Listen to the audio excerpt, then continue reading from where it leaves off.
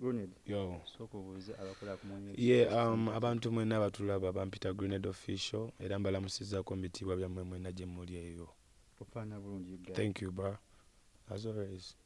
Wakikola otya? Kirwadde na kirwala. Fashion is like, it's me, it's part of me. Watali fashion I can be. Yeah, man. Kati kibayita ki ky'oyambadde? This is kano kasuuti omuntu yenna baakiraba. Kagatto kaako bintu byonna, you know. Just byakugezaako nakulabika bulungi eri bantu. Mwakyusa abantu musaamu n'amasaati munda. Nze kyange simanyi ku balala. Yeah, man. Obadde otubuuze ku bagenda nakoma kusisinkana nga tuli ku kkooti e Kajjansi. Zimu kusisinkana olunaku olwo. Bino bitandika bitya? Saagala nnyo okunyumya ku personal life yange naye byatandika ne bibaawo ne ngendayoko munda for a night ne nvaayo ne ngenda mu kkooti ne bampa bail. Ya Katonda yazza bibye man. Obulamu bw'ekkomera buli omu abwogerako mu ngeri ya njawulo. Though gwe weebakayo ssaawa nga busaawa nga 16 n'ovaayo. Ya naliyo naye nga kye mmanyi bantu bangi bwe basibira obwereere. Kye nalabayo nze ng'omuntu waliwayo obuntu man. Saagala gendayo nnyo naye nga baana bangi bali eyo nga tebalina misango. Kuba nze naliyo abaana banyumiza stories zaabwe era on behalf of them baana bangi abetaaga okuwulirizibwa ne babawulira ne bamanya ekiri ku mitima gyabwe, you know. Baana bali eyo babonaabona for nothing, for no reason. Gwe watuukayo balaba balese grenade ewaffe. Yeah, natuukayo era bakutegeera nti balese grenade. Yeah, bantegeera ne bampa wempowa ne baŋŋamba tuyimbyemu ne mbayimbiramu. To me it was a great experience to me era njagala okwebaza eyansiba ebale kunsiba. Nalina okutuukayo ndabe kiba kitya naye nga mwana baana blood ekkomera bbi. Sisobola kuwishinga muntu yenna kugendako mu kkomera. Guno gwe mulundi ogwali gusoose ogendako mu kkomera? It was my second time. Ogwasooka waliwo omuyimbi eyansiba sijja mwogera linnya naye nga yansibira bwereere, you know. Mukwano gwe yangabira engatto ye nga yayagala ojjambala ssebo mbu yeesitambulize tensaana nansiba nakubira poliisi nejja nentwala nensiba naye nga tesigibbi jasi munne yangabira engatto nga naye kati munne bwe yagenda onaŋŋamba ssebo engatto nze njino jjamba nze sita nemugana ne blood engatto yange esooso funa ennungi kigireke. Nalemeza yagala n'okunkuba nenziruka neŋŋenda era yankwatireyo ku bbala nansiba omupoliisi yansiba. Omulabako?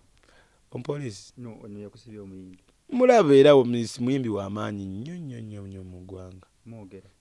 Boyi wange. Ng'osonyiwa mangu grenade. Nze mwana kati lwaki oba onyigira abantu okwemalako emirembe?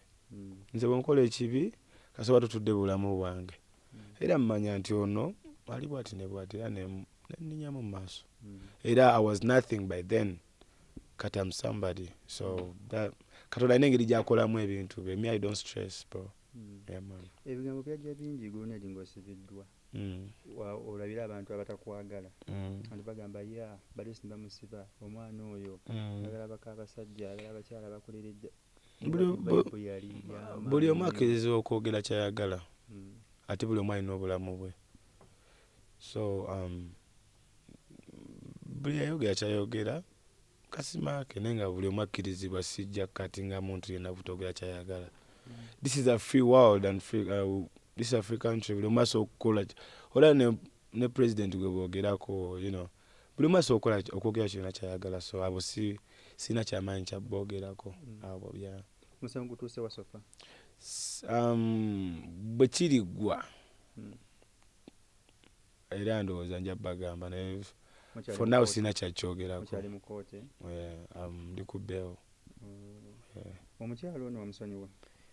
Kati munyigire ku ki? Nze sinyigira bakazi. Nze nzaalibwa muntu mukazi.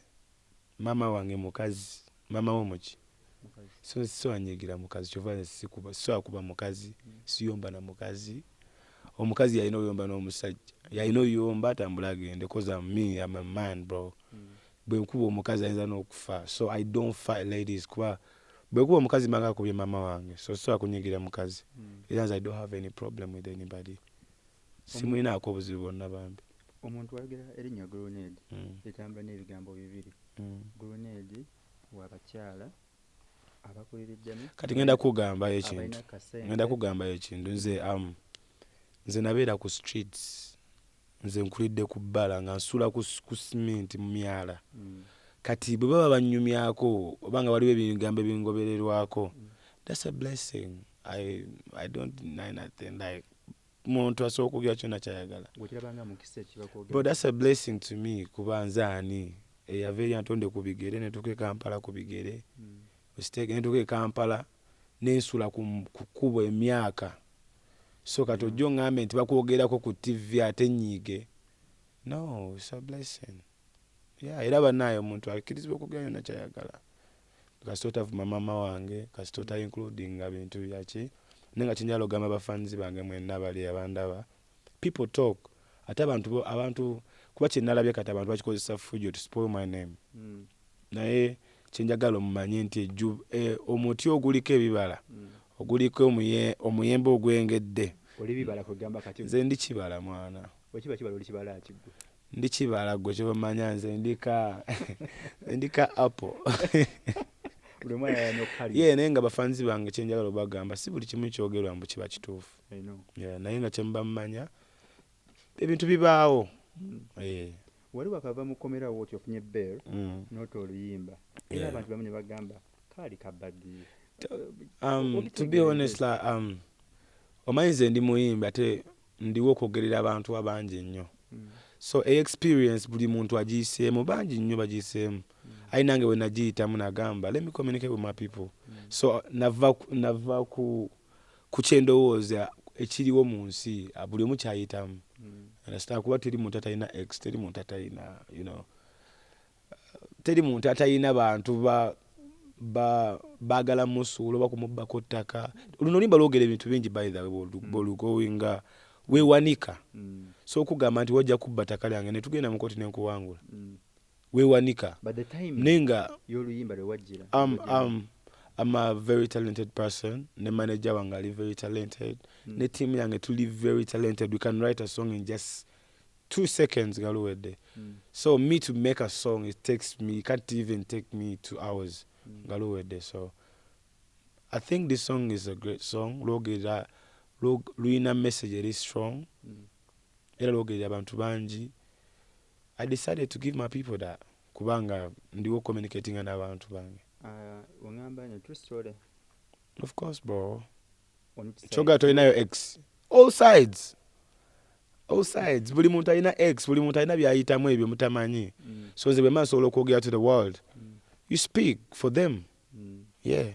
Omuntu ogamba true story okola eki wabeera mu line z'olya naawe zikwatako. Oli olimba X omu. Line z'olya n'ogamba yeah ku side yange zino ze zange nga Grenade.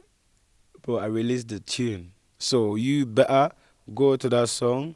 Jamucho jemu. Nze it's my song. I love my listen. Nze njagala oluyimba lwange. Lwonna kuba buli kye nawandiika nkikola ki? Nkimanyi. So I love my song. I won't say I love this line or this line or this line. I love my song. I love it. Lines nyingi ze njagala mu luyimbo. So kyova olaba. Okay, ngatumaliza omwaka guno eno. Biri bajjawo byonna tusubireyo ka concert, tusubireyo I released an EP. Musologane mu lukeberako kuliko weewanika. Nyimba nyingi kuliko ziroketo like good music kwali ku all platforms. Musologane mu lukeberako. Twewagire to pushing music, to take music to the world because mission to get that Grammy to Uganda. Akasemba katalekeka. Batugambye kati muwala w'emigaati. I think the interview is done. Thank you so much. Yeah? oyagala omukolo gw'ogwenjawulo gubeere n'ebijjukize mu nnyumba yo kankwanjulire ba King Montage Photo Studio ffe bakafuluma okukuba ebifaananyi n'okukola vidiyo. Olina wedding, birthday party, kukyala, nika, baby shower, photoshoot oba music shoot na buli kimu kyonna ky'oyagala ffe tusobola okuwa ebijjukize ebirungi eri ebirooto byo ate nno mwana wattu kusintiiza omuntu wa bulijjo. Tusange Bannankulabye ku Bitaala ku Prime Tower Level 3 Room D04. Okumanya ebisingawo tukubire ku nnamba zino: 0702 104 125 oba 0755 311 731 oba 0777 223 405. King Montage Photo Studio ffe tusobola okuwa ebijjukize ebirungi ate nno mwana wattu kusintiiza omuntu wa bulijjo.